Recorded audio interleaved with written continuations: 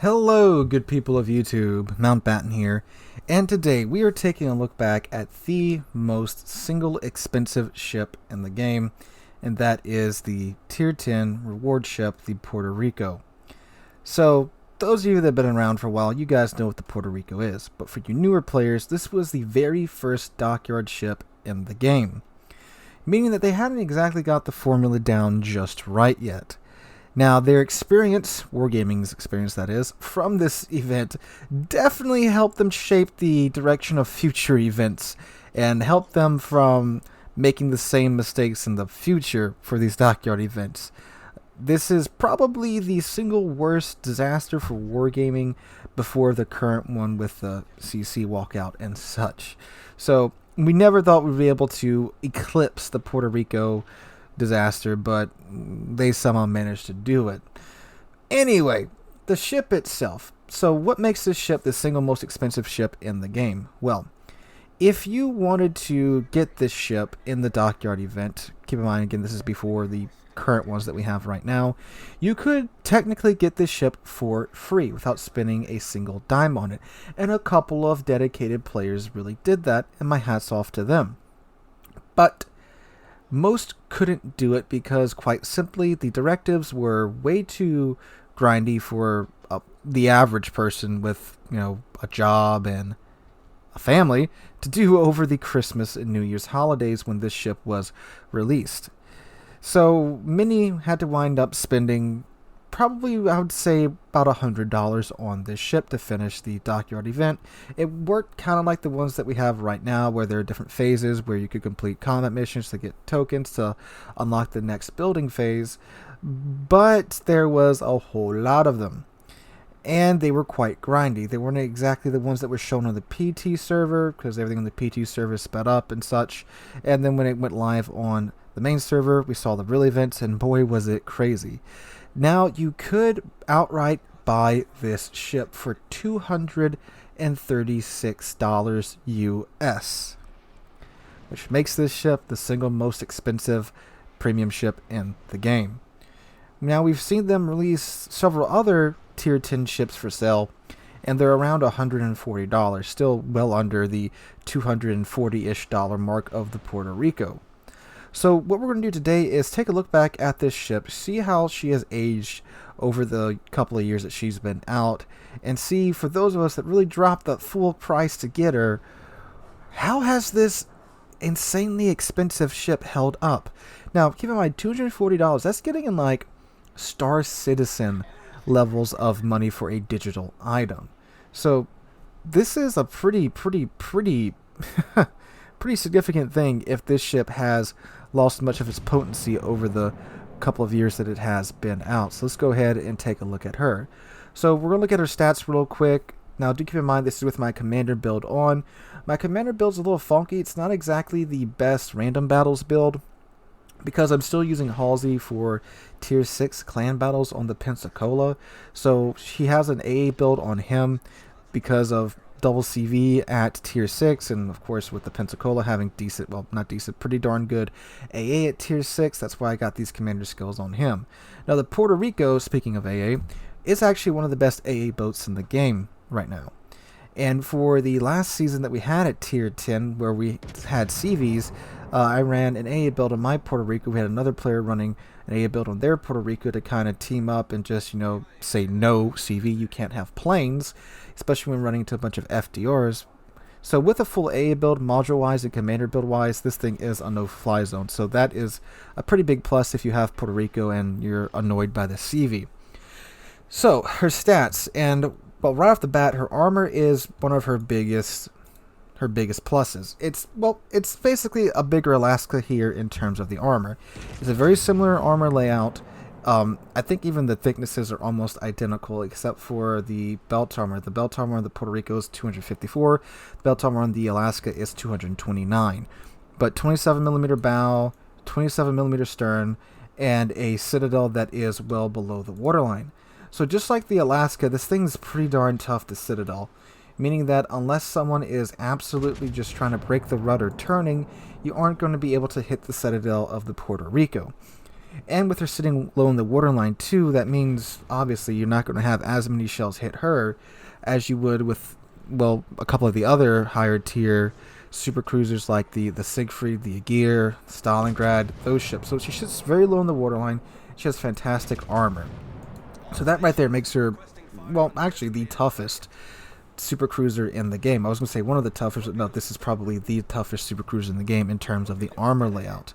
Survivability wise, she has 76,150 hit points, along with 28% torpedo damage reduction. Now, her guns they're good, and then they're not.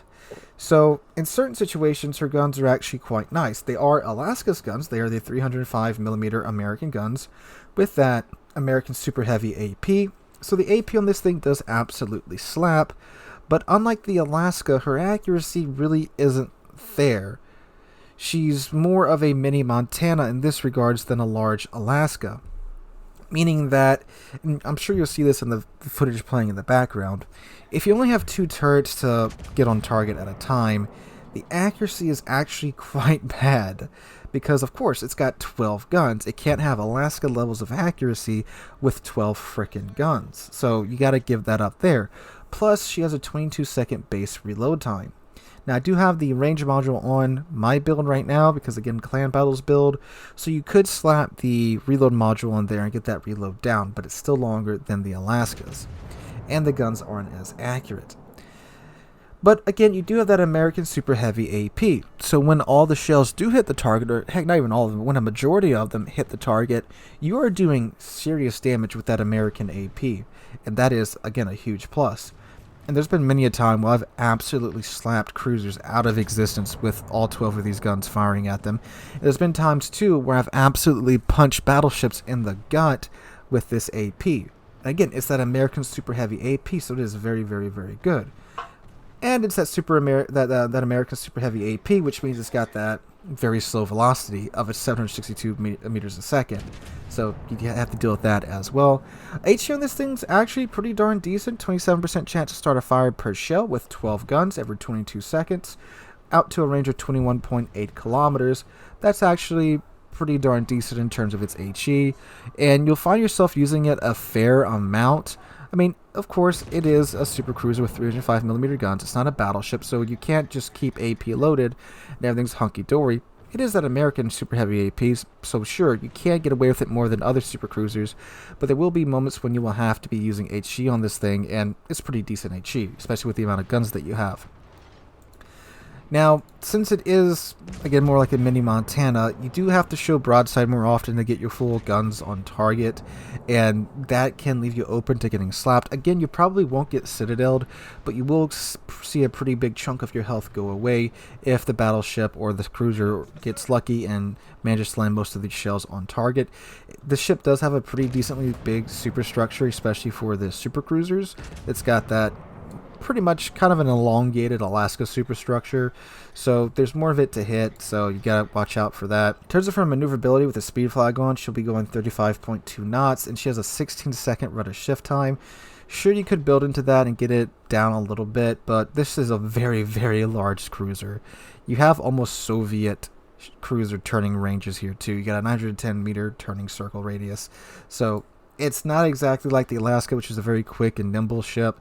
It definitely handles like a small Montana here as well. In terms of concealment, with a concealment build on it with a concealment expert and the module, you can get it down to 13 kilometers flat, which is actually pretty darn nice for a ship that's this large. And think about the Soviet supercruisers. They all have like a 15-kilometer detection range, even with a concealment build on them as well, so that's pretty good.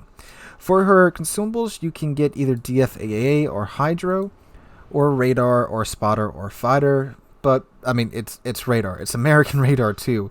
Has a 35-second duration and a 10-kilometer range. And that's without any of my commander skills or modules going into that radar. So you can definitely build that out and build out that duration for a very long time. So how is this ship held up today? Well, in terms of survivability, it's like all the other supercruisers, has absolutely been hit in the gut with the commander rework. This ship has battleship fire durations on it now. So you're going to be on fire a lot and for a very long time as well. And for some reason, again, they didn't give cruisers any skills to help them out with fires or flooding, so you're kind of just screwed there. But that isn't just a unique thing to the Puerto Rico, but to all cruisers. But again, it is a massive downside to the ship right now. So some of her, again, absolutely excellent and crazy survivability has been taken away there. Now, since this ship has been released, we've gotten quite a few, well, not quite a few, a lot more HE throwers at tier 10. I mean, shoot, Austin, just to name one, Austin, we're getting the Pan-Asian cruisers here too, the French DDs and such. And of course, we've gotten a fair few more CVs as well that are a bit better at getting their ordnance off at longer ranges, like skip bombers and such, that can really slap the ship around if they manage to connect. But again, with the AA that you have there, they're going to have a fun time getting through that and getting their ordnance on your ship. The range on the AA is 6 kilometers, so that is definitely within range of skip bombers and such. Now, we've had a whole lot more big gun battleships get added as well. A lot of 457mm 18-inch guns have been added to the game at higher tier. And that definitely hurts this ship a lot, because that excellent armor just becomes absolute chunk central when you have a bunch of 18-inch shells being thrown at you. You know, you're not going to bounce that unless you're steeply angled and they hit your armor belt. I mean, think about the Vermont, freaking 12 18-inch guns at tier 10 now. And SAP too, with the Italian battleships. They love super cruisers, or cruisers in general as well. So there's a whole lot more at higher tier now that can bully the ship quite a lot compared to when she first came out all those years ago, and she was just an absolute Chad tank back in the day. That's definitely been eroded away quite a bit here. Now, in other terms, for her guns are about the same in terms of their performance. I've played her quite a bit. You're watching a game from stream that we had last Friday when I was playing with you guys, and this was actually a pretty good game, and well, it was pretty close up until the end-ish, and you really get to see how much the ship can survive, how much she can take, with me showing a lot of broadside here, because again, I'm on stream, I'm talking to Chad, I'm not really paying attention exactly to where I'm at, and I get away with quite a lot here. So she's still quite tanky, but we didn't have many of those giant gun battleships in this game, except for like a Musashi. You know, there weren't any Vermonts, there weren't any Thunders, there weren't any of the other like Kremlin and the other 18-inch battleships at this tier, or the Shikishima at all. Shikishima is very, very, very good at punching this thing in the face too. I found out when I got Shikishima. Well, although Shikishima is great at punching anything in the face. God, I got stuck there on Shikish for a minute. Gotta love English. But anyway, the guns are still very good. A is still very good. She's just lost so much of her tankiness, which really made her stand out from the other super cruisers. And again, it's not like any other super cruiser has lost any less tankiness because of this, but when you have this ship, and then you have something like the Yoshino, which is much better at doing super cruiser things now because of its range and its accuracy, and well, any of the other super cruisers that just don't have 12 guns that have that good old accuracy, you know, they can afford to play it safe, keep their ship angled in or angled out at a steeper angle, and just forget about using their rear turrets.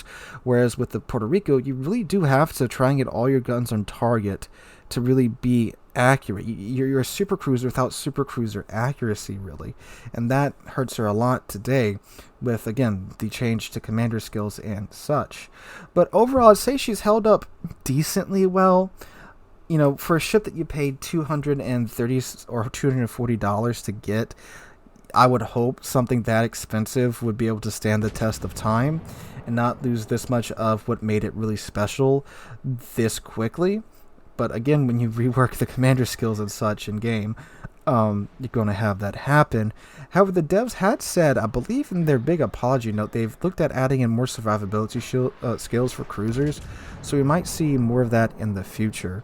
But as of right now, the ship is still decent, but there's several other ships I'd take over it before I go into battle, unless, again, it's something like last clan battle season when we really needed that AA and a ship with a lot of health, like sure, we could have taken Austin if we had a couple of Austins, but Austin is really squishy. you know, when you're playing clan battles and competitive, you don't want a ship that can get one tapped by several ships on the map at once. Or sure, you could take Minotaur, but same thing. You know, a battleship could get a lucky shot out, boom, there goes your Minotaur. But for just an AA barge that's just extremely difficult to sink, Puerto Rico was a really good choice. But for competitive, if I'm going to be stuck in a super cruise, I'd rather be stuck in Stalingrad than this thing, because Stalingrad, you know, I can keep my bow in, I can use my 6 guns at once, and they're a lot more punchy and a heck of a lot more accurate than the Puerto Rico. And if I could, I probably would honestly take an Alaska over Puerto Rico, just because the guns are so much more accurate, they have a better reload time, and it's all around just a more maneuverable and better cruiser than the Puerto Rico, in my opinion. But for what it's worth, the Puerto Rico's held up decently well. I wouldn't say it's like useless anymore. I'd just say that it was kind of like decent-ish in the first place, but now since she's lost that edge in her survivability, she's kind of just decent. Not that you can get her anymore, of course. This was a one-time thing, and I don't think the ship's ever going to show up on the store again or in a dockyard event again. Who knows? They may get crazy and release her again, although I think that would be a firestorm in and of itself. So you Puerto Rico captains out there, let me know how you guys think about how she has aged, and if you regret buying her, or if you grinded her out, or are you regretting grinding her out now? Let me know in the comments down below.